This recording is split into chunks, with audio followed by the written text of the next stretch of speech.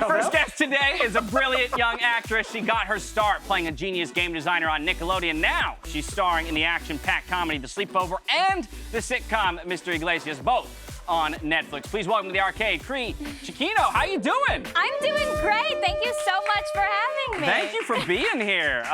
Okay, we're wrapping up such a big summer, where you are, actually, because all the things I just listed off, your first movie, The Sleepover, you graduated from high school in your personal life, and of course, everyone can stream all of your content as well. So, I mean, like, what? This summer, this year, 2020, must have been a whirlwind. Talk to me about it. Yeah, it was a lot. And in every way and on every level. A lot of change happened at home, you know, with quarantine and COVID. My sister moved away, my twin sister, who I have been next to for 18 years, moved away and went to college. Wow. Which was a whole thing. I have to imagine. I mean, I could never relate because I do not have a twin, and I imagine that is such a special bond. It is. It's very wild. And I graduated high school, and then but I was very lucky to have all these wonderful drops happen this summer, and to have all the cool projects that I got to be a part of released. Your schedule's been jam-packed, I have to imagine. So I'm glad you could fit us in. But just real quick on the sister point, have you guys been keeping in touch now that she's away, or how have you been keeping in touch? Keeping in touch, just, you know, lots of FaceTimes, lots of text messages. I think we try to keep each other updated on the minutia of our day, so it still feels like the uninteresting things.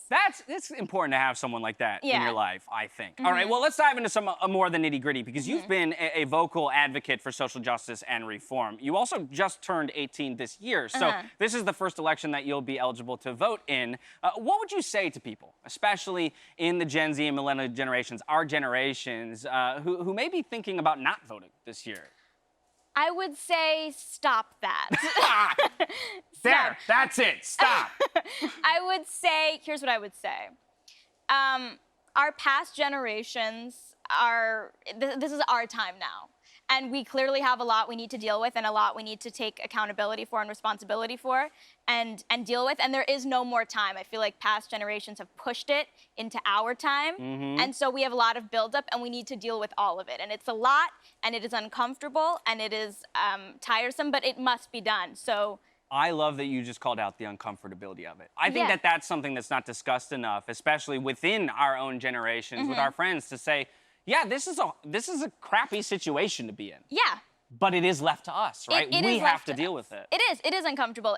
We were born into this situation, all of us, whatever our respective responsibilities may be in terms of how society is organized right now. Yeah. So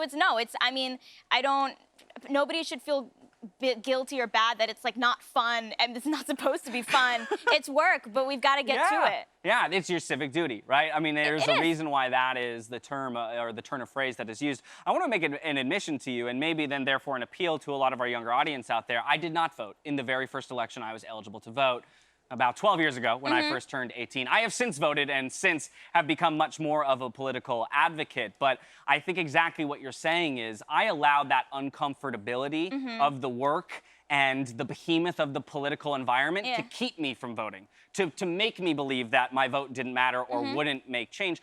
Why is it that you think at such a young age you've identified this political advocacy and the activist side of things so early on? Like, what clued you into that? Well, a part of it is I'm very lucky to be growing up in a time where social media is so available, which means education and information and connection is so available. So I have access to a lot of brilliant educators and organizers that in a time without, you know, Instagram, I don't know how easy it would be to get that information.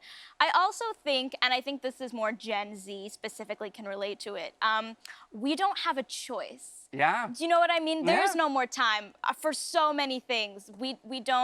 I'm not, you know, like politically active or paying attention to things because it's like something I enjoy particularly. Right. We don't have a choice. You gotta. All right, I hear that. We don't have a choice, and I don't think it can be better said. Let's go back to some of your acting stuff. You've been acting alongside stars like Gabriel Iglesias, Malin Ackerman, Ken Marino, Joe Manganiello. I mean, that is a star-studded comedic cast right there. I mean, something you would pay a whole bunch of money to go take a master class from. So what's that been like in terms of developing your own comedic and improv game? Oh, it's been wonderful. I never like set out to do comedy. I never even really set out to be an actor. But I've kind of fallen into like comedic roles, and I've been really, really very lucky to to sort of figure that out around such talented actors as Gabe and Malin and Ken Marino is absolutely brilliant. So I think it just, in terms of confidence and bravery and feeling like, I'm gonna go for this. I'm gonna try this line that's not in the script. I'm gonna jump into it. You know, the seasoned professionals really help in that respect. Yeah, comedy especially is all about accepting failure and watching those professionals be okay with that. Yeah, is really and making failure a win.